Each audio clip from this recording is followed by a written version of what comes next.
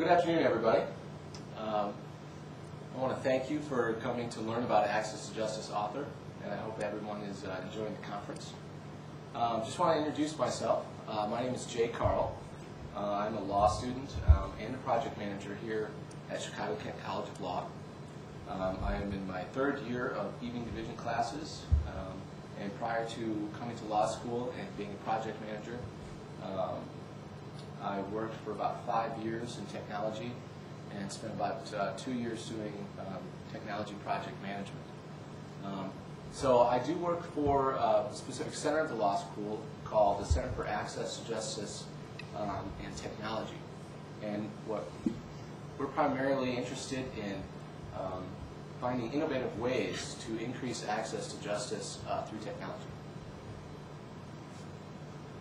So I really would like this to be a very open session. Don't hesitate to stop me, ask me any questions along the way.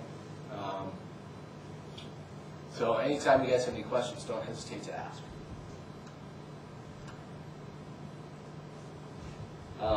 Just to get started, what I'll be doing is giving you an overview of what is the Access to Justice Author itself. A brief history of its development. Actually, a lot of work and thought and research went into its actual design and how it functions. And so that actually led to a web prototype. And then we took that prototype and went into production with the Access to Justice Author. The authoring tool itself has several interesting applications for legal education programs. And as I mentioned, I'm a law student myself, and there's some possibilities for using the tool inside of the legal writing program or clinical programs, etc., to design online interviews for document assembly for court forms.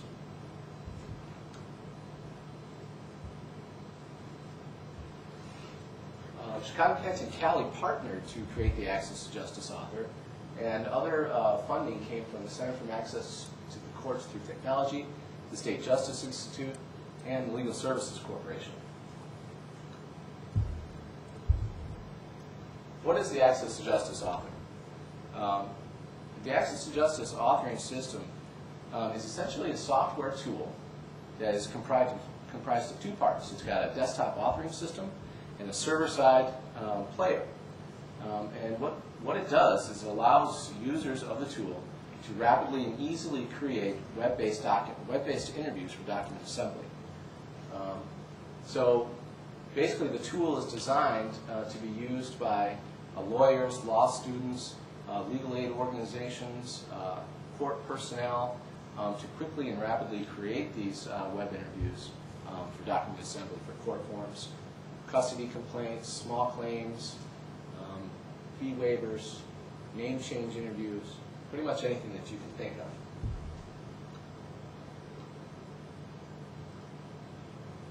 Just a brief history.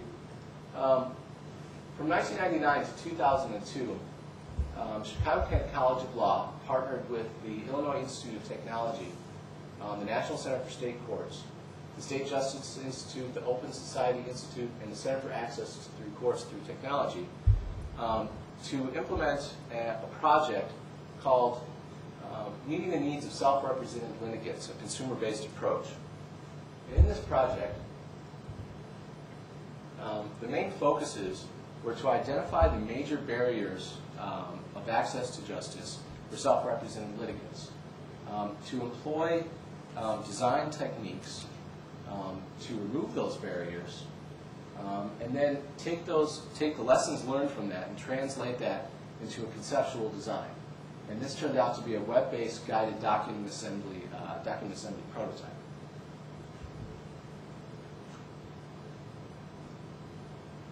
Some of the key insights of the Meeting the Needs project are basically that court users, people who use the court system, need to be guided through processes that are foreign to them.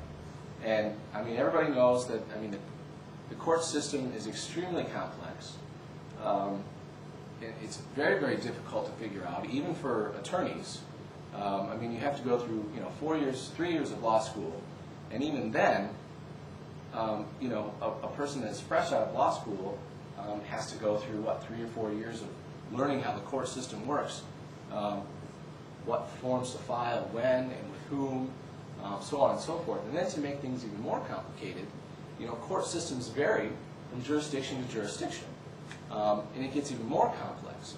And if you're faced with a situation where you have a legal problem that you need to face on your own, I mean, the barriers to the court system are immense.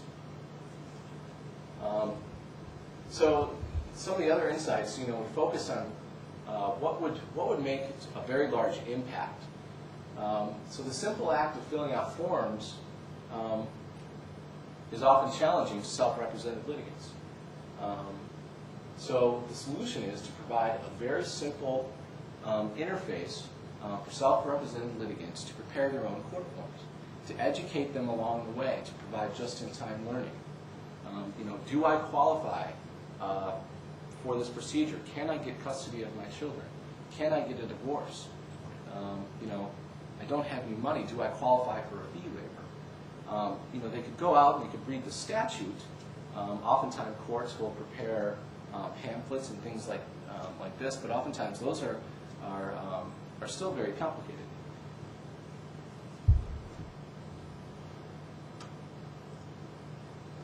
So the Meeting the Needs project translated this into a web prototype, and Chicago County College of Law created the Joint Simplified Dissolution of Marriage web prototype. And I'm just going to go ahead and I'm going to bring that up so I can demonstrate it to you. Here's a brief picture of it, okay? And I'll actually bring it up online. But this is a hard-coded web prototype, okay, in HTML, that basically gently leads a user, an end user, a self-represented litigant, down the path to the courthouse. And there are several steps along the way. Do you qualify for this procedure? This happens to be a divorce. And inside that step, you know, there are several questions. How long have you lived in Illinois? Does your spouse still live in Illinois? And there are several other qualifications for a joint simplified dissolution of marriage that are inside of that first step. Now, if the end user doesn't meet one of those requirements, then they're told, you know, I'm sorry, but you do not qualify for this procedure.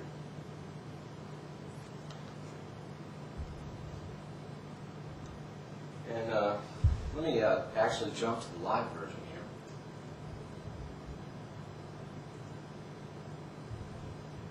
Resume your previous session or restart from the beginning.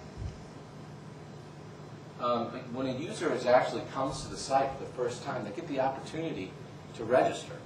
When they register, their username and password are saved. They can stop and save in the middle of an interview at any time, come back, re-log in, and pick up where they left off. Once they complete all of the questions, a document is assembled for them. Hello, here are your username and password. You will need these to log on to the system in the future. Please write them down and keep them in a safe place. Now, some more things to notice here is that you know, some of the research that went in from the Institute of Design, you know, it's the screen is extremely simple. You know, there's an avatar that's right here, and here I am. And actually, at the beginning of the interview, the first thing that it asks you is whether your name and whether you're male or female. If you select male, then you jump into the picture as a male, and if you're female, there's a woman here. And so here's the person that's helping you. She's not, you know, she's not. You don't get the feeling that she's an attorney or anything like that, but she's somebody who can help you. Very simple interface, not a lot there to confuse the end user. Small packets of information tailored specifically to what the user needs at that time. Do you and your spouse wish to get a divorce? So as you can see, here's the path leading all the way to the courthouse, and there's several different steps. Do you qualify? Do you agree to divide all of your assets in this divorce? Have you and your spouse reached all of these agreements? your information, collecting information about where you live, address, telephone number, all the information that goes into a form. Have you resided in Illinois for at least the past 90 days? So I think everyone kind of gets the understanding there. Let's switch back over to the PowerPoint.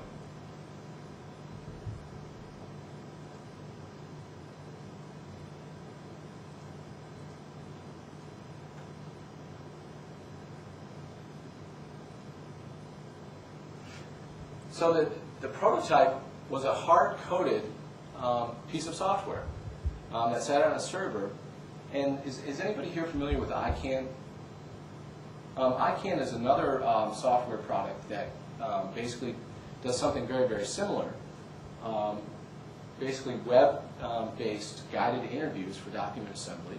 Although they have video on their, they have video capabilities where somebody can actually record video and then the end user sees video.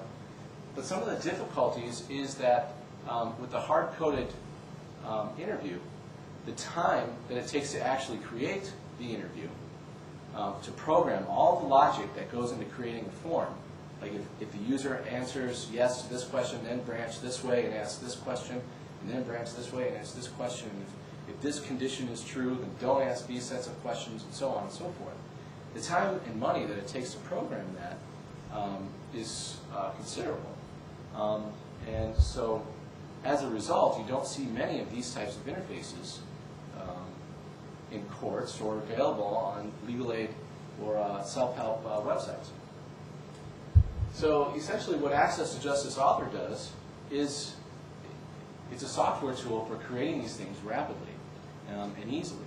So it has a modular design. Basically, the player that sits on the server, and the authoring tool that creates the file that is read by the player to serve up the interview itself.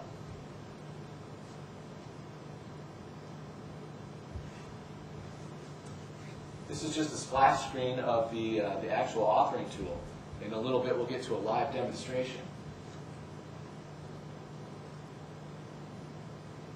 And this is actually the meat and potatoes of the authoring tool itself. And we really tried to design it to be very, very easy to use. So it's got a very friendly feel to it. It almost has the same exact feel as what it produces, and that is the web-based interview. So as you can see over to the right, there's a graphical representation of the entire interview as you're creating it. You can see where there might be logical branches. If this question is, if this condition is met, and then branch this way, so on and so forth. And I'll actually go into more detail about this and how it can be applied in the legal education setting.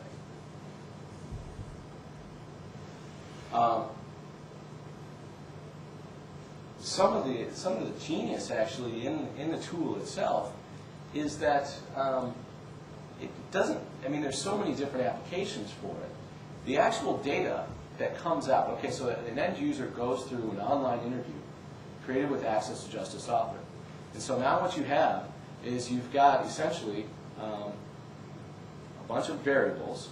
Okay, and then those variables are populated with the end user's data. Now, what can you do with that? One thing that you can do is to create documents, to put it through a document assembly process. Well, why not create an e-filing system? Why not feed that data into a case management system?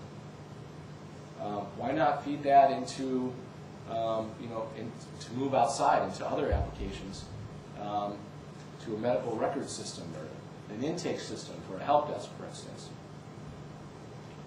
So, moving from the Access to Justice website, from the actual interview itself, the Access to Justice Author, this particular tool, has been designed to function specifically with hot docs from LexisNexis. Is anybody familiar with hot docs? No? Hot docs from LexisNexis is essentially a very powerful document assembly tool. And what Access to Justice Author does is it allows you to create a front end to templates created for hot docs. So the data is passed to the document assembly server in the form of XML. And then that server then takes that data and assembles the document and serves it up to the end user. And this can be in the form of a rich text format, doc format, PDF, so on and so forth. But other possible, other possible uses are to keep the data in a case management system. A court may want to implement a case management system. E-filing. And oftentimes, Chicago Kent is very involved in these types of technology, and we work very closely with the courts. And oftentimes, other law schools will do that too. So it's exciting if there are opportunities to work on, projects with the courts. There's exciting possibilities to use the authoring tool for such things.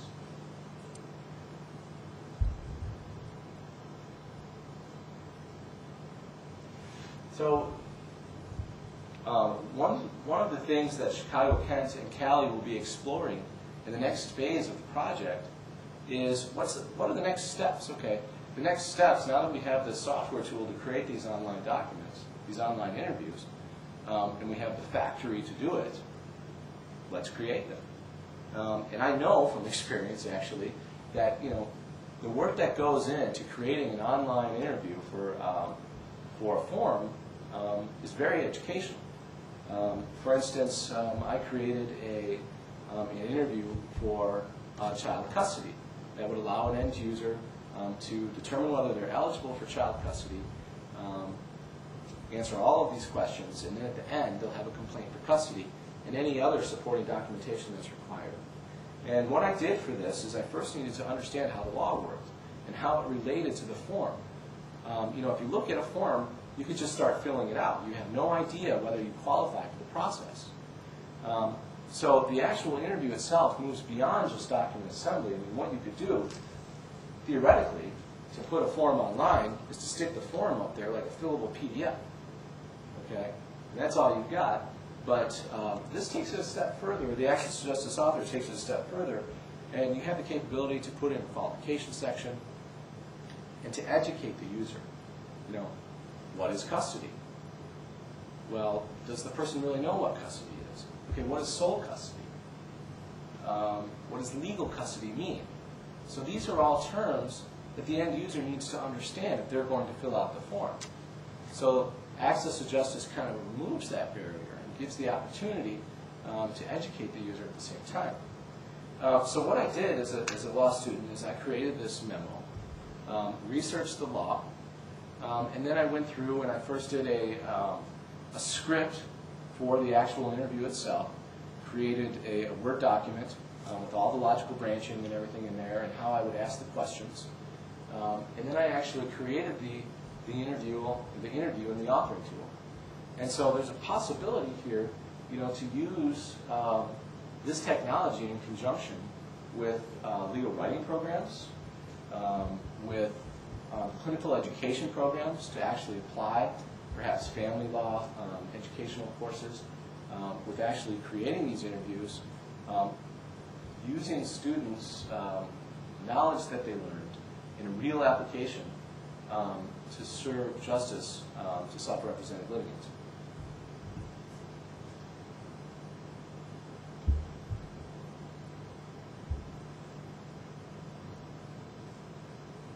So what I'd like to do now is go ahead and actually give a live demonstration of the authoring tool.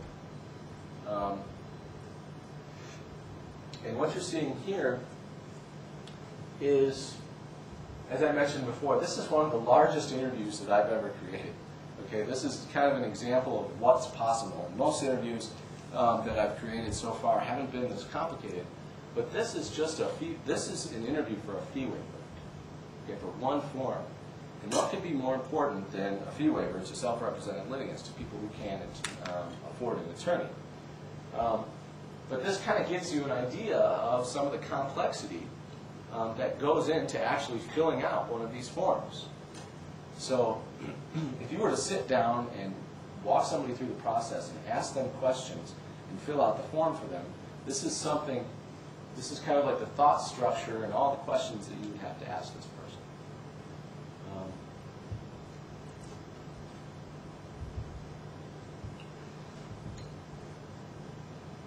I'm going to go ahead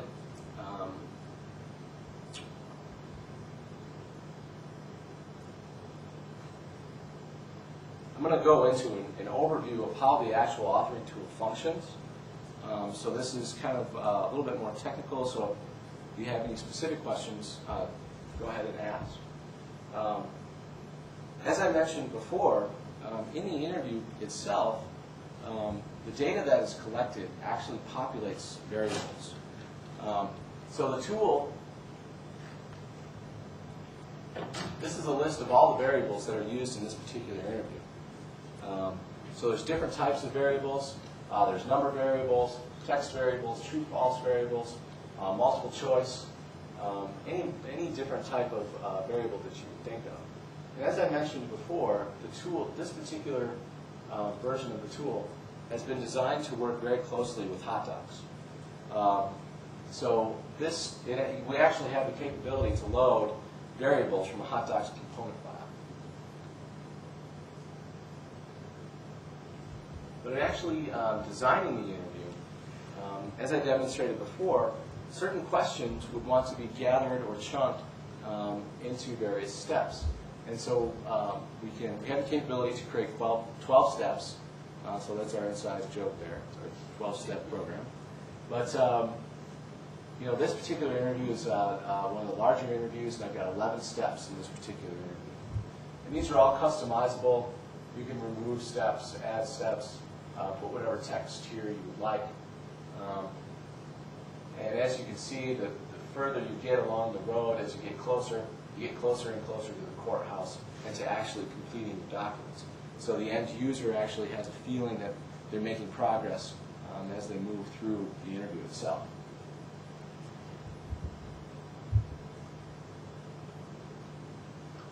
Every time that you create a question, actually I'm going to open up a different interview here.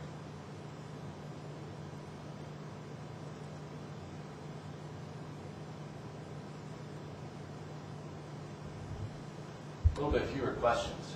But every time you create a question, the Access to Justice author automatically will put, drops the actual question on the flowchart itself. You have the capability to move it around. You can set what the destination question will be, and actually create the logical flow for your interview. This gives you a visual representation as you're authoring it, and basically simplifies the authoring process. And one of the very cool features about this is that I can go ahead and highlight any one of these questions here. And as you'll notice, it actually jumps around and highlights the actual question that I've highlighted. You can zoom in on this particular question, 25% zoom, 66%. 100 is a little big, but you can get the idea. So for that other interview that I had up there with all those questions, it's actually very helpful to go in and zoom in on a particular question. We also have the capability to filter the questions by steps. So as I mentioned before, there's usually going to be a qualification type of section, qualification step. So you can go ahead and zoom in on this particular step that you've authored to, or you can go ahead and view all.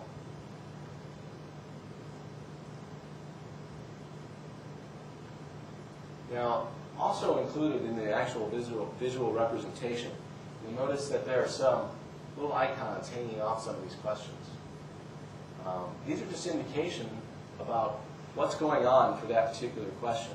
For instance, like the red circle here, this means that it's an exit question. Okay? So, actually this is, what I did here is I just went ahead and double-clicked on the interview itself, or on the question itself, and I brought up the question dialog box. And this is the actual part of the authoring tool that allows you to create the text for the question, any fields that will be in that question. You're asking the person's name, gender, how much money they make, multiple choice, check boxes, true, false, etc. What's interesting is that you can also you can call a variable value inside of the text. So you'll notice here, this is something we call a macro, the %% first. The word first here is actually a variable that's used in my interview. So earlier in the interview, I collected their name, their first name, And so later on in the interview, as it actually moves on, the interview will present their first name back to them. So there's a lot of capability. Macros can be used. You can do mathematical calculations, for instance. If you were going through the fee waiver interview and you asked several questions about, how much money do you make? Okay, you don't have a job, but you receive this public funding. You receive food stamps. Your wife makes this much money, and your son who lives with you makes this much money. Then the authoring tool can actually perform some calculations and say in the next question, your annual household income is $50,000, and for the amount of people that are in your family, you are below the poverty level and therefore qualify for a fee waiver. So it has the capability to do simple logical functions, simple mathematical functions, and then actually, is intelligent enough to decide whether it should actually display that back to the end user or whether a person qualifies.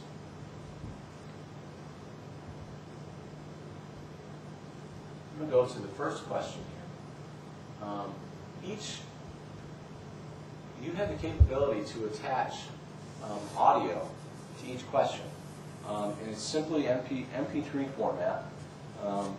And in further stages of development, we hope to actually add the ability to record the audio inside of the authoring tool itself.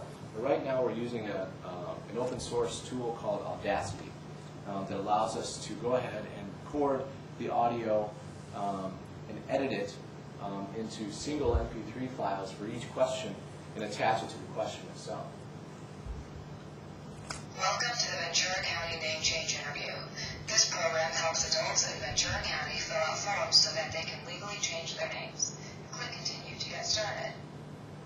As you're authoring, as you're using the Access to Justice Author, you can actually jump right into preview mode. Excuse me.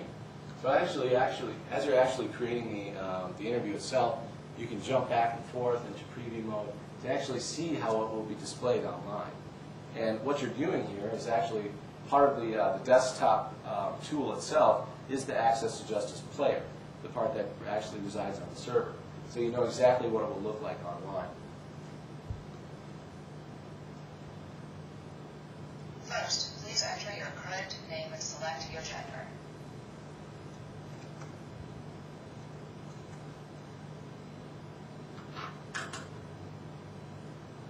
Hello, do you currently live in Ventura County, California? So as you can see, then it called me by my first name. I can go back into Resume Edit.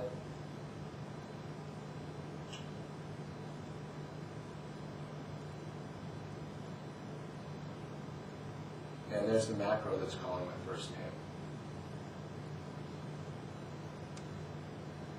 In the fields part of the actual question dialog box is where you can create the different fields. Here we have the first name, middle name, last name, and the gender. The first name is simply a text field.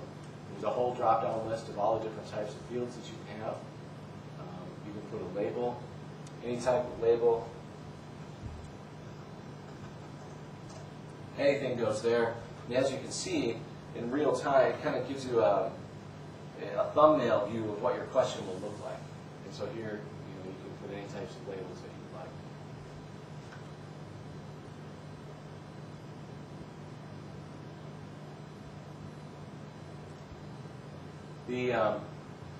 The authoring tool does have some advanced scripting capability. And so this is where the actual simple mathematical functions come into play, the complex logical branching, anything that's other than yes and no branching, like, if this is true, this should go here, or false, just go here. Sometimes you'll need to ask 4 or 5 questions and then make it determined based on various combination of responses. So what we tried to do was actually simplify the scripting capability and make it so that somebody doesn't have to learn a whole new scripting language, like they were creating an Access database or something. We wanted to try to keep it as simple as possible. So here you could put any type of condition. You could put if income is greater than $25,000, for an example, then go to question or set another variable to a value. In this case, all we're doing is we're actually combining, this is a name change interview, and we've got a variable old name, so we're combining the person's first name, their middle name, and their last name to populate a variable called old name. So, my name's J. Christopher Carl. The actual variable old name will be all those three words.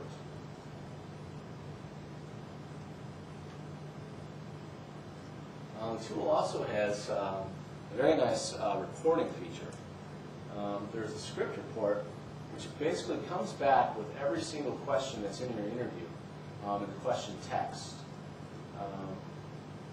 And this is extremely helpful. For example, just to do spell checking, and also to actually hand the script over to somebody and have them do the audio recording. So it's extremely simple to use. You can have somebody read this. That becomes the audio for your interview. You then edit that in Audacity, and you've got audio files for your entire interview.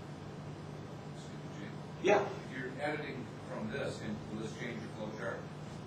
No.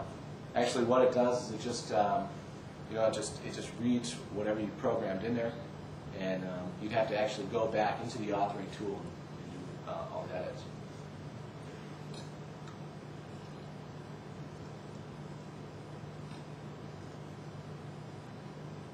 There's a much more rich reporting feature called the full report. And this report gives you everything that you could possibly want to know about the interview that you've created. Right up front, it just has some metadata here, the title of your interview, the jurisdiction, who created it, version information. It lists all of the variables that are used in the interview itself. It tells you what step they're in. For some reason, I've got some duplications here. But if you click on any one of these variables, it takes you to the report, to the section of the report that variable is used in. And looking at some of the detail of that report, here's a question, mailing address. The text in that question is listed, any audio files that are attached, the variables that are used, any values that exist for it, the type of variable, the next question that branches off from there, you can click on it, and it will take you to that section. So what you have essentially is a hyperlinked version of the interview that you've created in Access to Justice Author.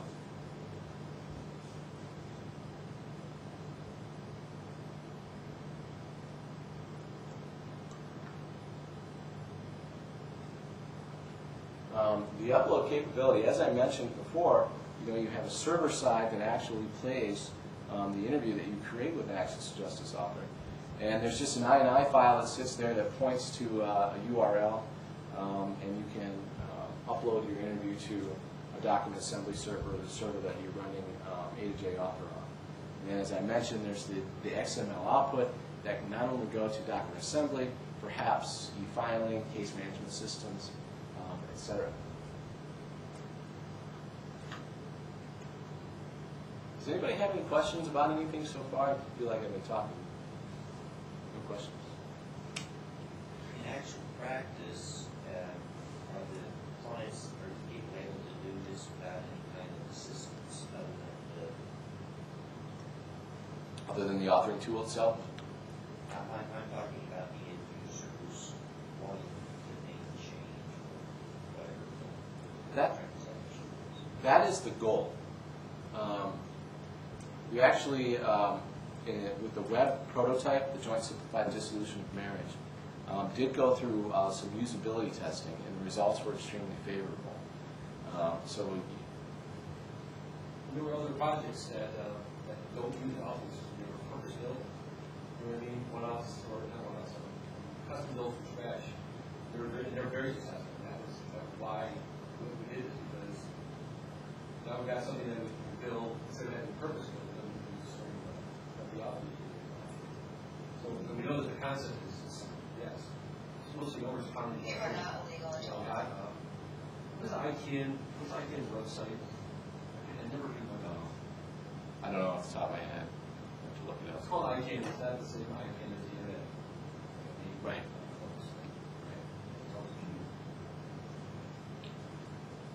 Yep. With the plethora of different systems out there that require usernames and passwords, ever thought of letting the user of the finished product select his own username and password so at least he'll remember it? Yes, the actual prototype created the person's password for them and their username. That was the prototype. The system that we're using now is actually, we've partnered with the Legal Services Corporation's National Document Assembly Server. And essentially what that is a national hot docs document assembly server that can be used by legal services organizations that provide legal aid. And they have built an infrastructure that allows end users to register, to set up a username and password. So that's how that works. One thing that I forgot to mention, I'm sorry, go ahead. Just the interface from this to the hot docs form. What is it? Hot docs is called like an XML, and it's got the fields defined, and then this is going to say go to field first name. Like, is that how the interface is? Essentially, yes. Think of hot docs as just like an RTF file or a PDF form, okay? And then in actually creating a hot docs template, you would just simply define the fields and associate those fields with a particular variable, okay? And then the A2J interface, the web interface, collects the values for that variable, passes it off to the assembly server, and combines the two. One thing that I forgot to mention, actually, and this is an important feature, is, just part of the complexity is understanding legal terms. Sometimes you can't get around using a legal term or a term of art, or for some reason you have to disqualify somebody, and you want to maybe educate them a little bit more. What do you mean? I can't change my name here because I'm 5 years old, but Because you are under 18 years old, you cannot change your own name unless you have a court order that says that you are emancipated from your parents. Emancipation is a legal way for children to become adults before they're 18. Once a child is emancipated, his or her parents don't have custody or control of him or her anymore.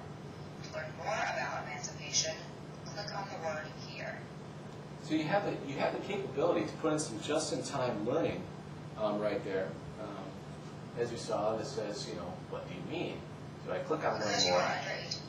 and this text is displayed. And then actually inside the actual question text, or in the learn more text, you have the capability to make any of the words hot. So you can actually hyperlink deep inside a legal information website to a specific page on a court website, pretty much anywhere that you'd like to go. So in this case, this particular interview was authored for one of our partners, the California Administrative Office in the Courts. And so I'm linking to their section on their website that talks about emancipation.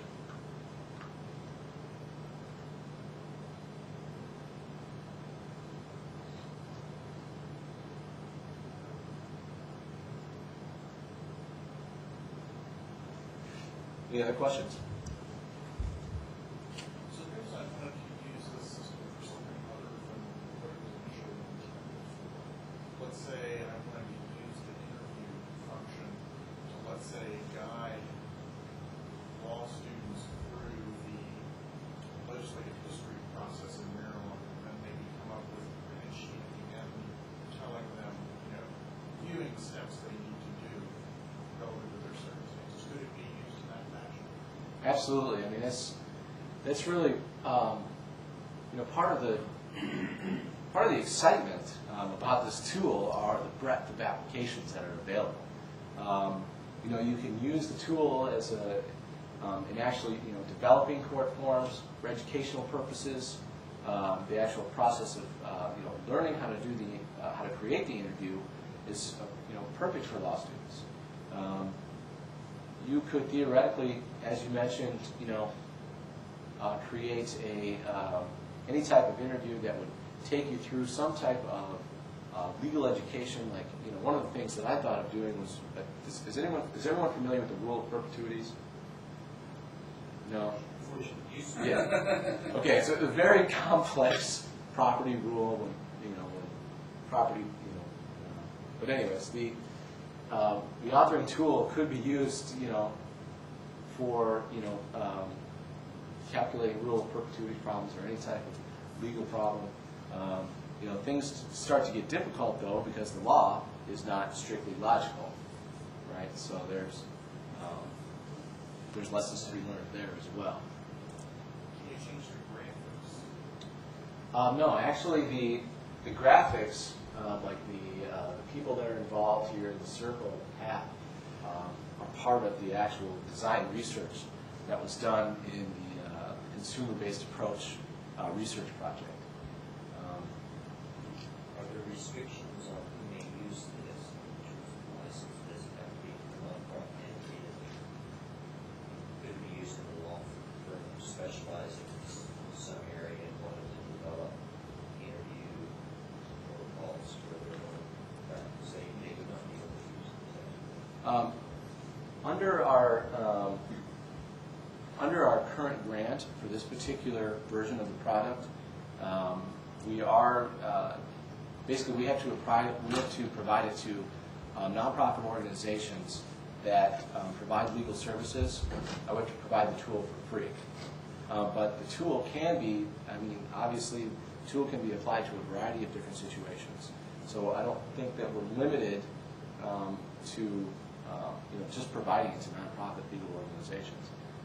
There's definitely a variety of different applications for this tool, for law schools, for courts, perhaps for the medical industry, anything that you can think of. Hopefully, maybe selling lawyers in for-profit situations sustain further development of the nonprofit. That's all really thinking of. If you're teaching a course in your application to one of the students to look at the thought process of setting up a system, you're right. That's even a maybe because we haven't thought through the educational implications.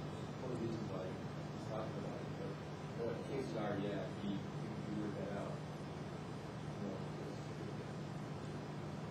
Stop used to teach document assembly courses, drafting courses. Where the student had to draft all of the pieces, build a document assembly system. This is kind of similar, but it's easier. You don't have to draft all the pieces, you just have to map out the statute that walks you through it and fill out the form. It's really practical, really fantastic learning. The short answer is college. Answer your other question before. Maybe a better tool for teaching legislative history would be CALI Author, which this is actually based on. It's actually, in some ways, this is more for gathering information.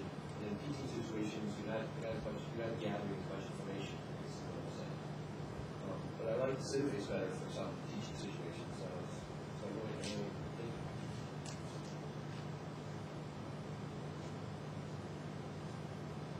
Any other questions?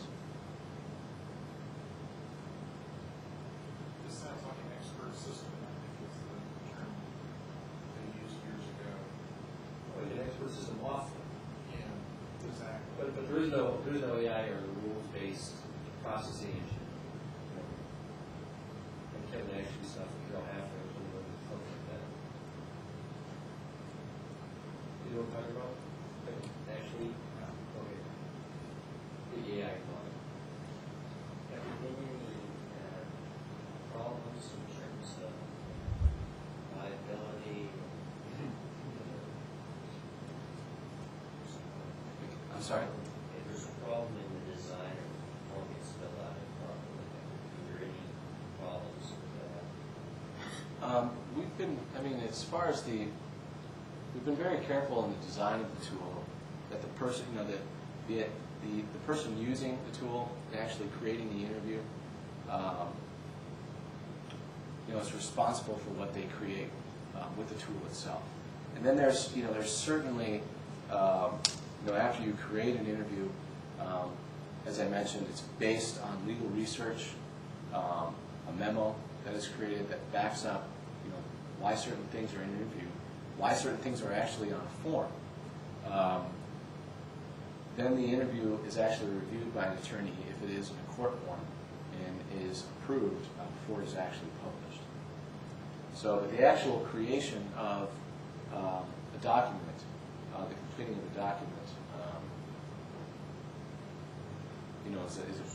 is a good application of technology. No practice of law going on here. Right. Technically. But when you put your finger right on the problem this is awfully close to legal advice, in a semi-automated manner. And yeah, you can bet the Bar Association we're concerned, or people who are using this are concerned about the Bar Association. Have you talked to the lawyer before? Because basically really picky lately about this sort of stuff and trying to track down. Yeah, they're one of the, I can't say they're one of the original funders, but they're one of the, they're on board. Oh, so they know that. It's other, but it rears its head at weird times. All of a sudden somebody goes, hey, that's law practice, Yeah. Before it didn't look like law practice. But What it is, I do know that the community has been talking about it, and Professor Ron Staub is actually doing some research in that area right now. Yeah, you should see the uniforms.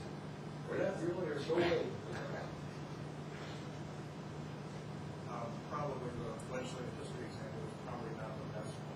The other thing I can see this being used for is to create a tool for the pro se's who come into a law library and are clueless as to where to begin.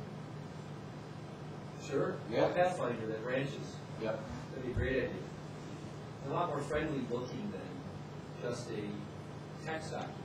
Exactly.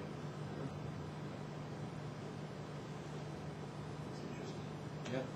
Well, that's going to come really close to practice of law. Because here it's a specific legal issue, and basically all you're doing is saying fill out these questions in order. If someone comes in and says, in the library, and says, my landlord hasn't given me hot water, what do I do? And your pathfinder says, well, first look at the statutes, then look here. I think now you're really starting to come close to. I was thinking of something a little more general than that. Are you looking for articles? Are you looking for statutes? Are you looking for treatises? And then branch out from there. I mean, there's websites currently use, similar type of, interfaces to direct people to online legal content already. Except it's just HTML links. Theoretically, you could use this interface as a front end to legal information, public legal information. Just asking questions, what is your situation? If a person's getting a divorce, you can ask a couple questions. Do they have children? And then direct them to specific legal content. So I don't see how something that directs people to specific case law on eviction or statutes on that would be any different. Especially on a website where you're directing them to specific content.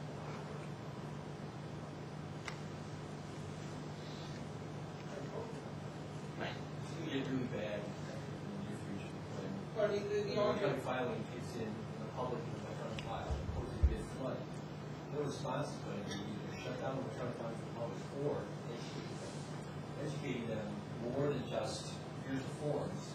Means right up against the edge of what they used to call practice of law. The argument we made in the cases, you made the judgment that these are the 4 eviction cases you should look at. You didn't check last week to see if there was And that's exactly what, Illinois has been really picky lately on cracking down on that. Because they know since you're working with them. Well, that's one of the beauties of the tool, actually, is it allows you, just say you've created an interview, and law changes and procedures change all the time. And with a tool like this, you can go in and actually make the change right away, not have to recode the entire interview.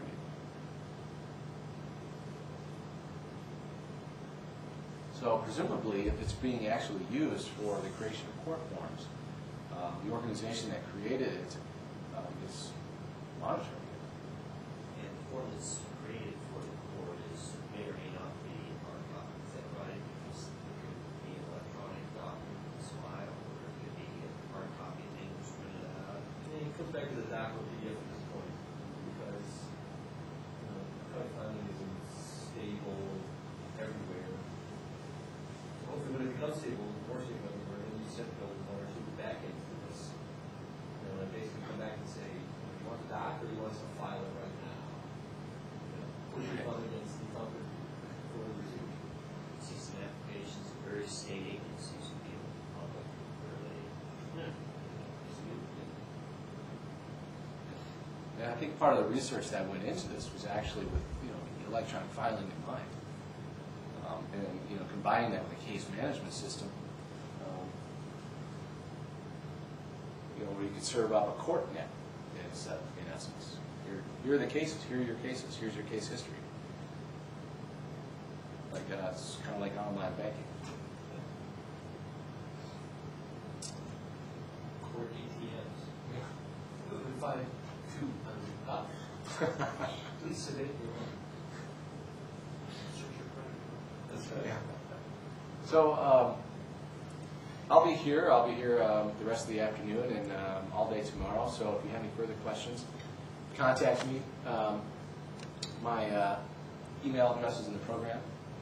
So the software is just downloadable off the county site? Right now, we're actually in where we are with the project right now is we're in our first beta release of the project. We've got several beta users and some pilot partners that we're working with to get feedback from them to actually improve the tool. And then in late September, the product will be available to nonprofit legal aid organizations. But in the meantime, we are beginning to work with other organizations who are interested in multiple different types of applications for the tool. But right now it's not available for download. A2J-Author? A2J-Author.com. Do we have com? I think we have a A2J-Author.org. We registered, and eventually that'll be a destination for information about this. Right. There's also some information on the Kent Law website. If you go to the Center for Access to Justice and Technology website, you'll find information there. Judge Link is still on? Judge Link is up. Actually, I think it's A2J.kentlaw.edu now, and that's the web page for the consumer-based approach project that I talked about earlier. If you go to Kent Law and go to the Center for Access to Justice through Technology page, you can actually link to the A2J-Author and to the Meeting the Needs Consumer-Based Approach project webpage. So my contact information is there. I'd be happy to discuss it further. So, thank you very much.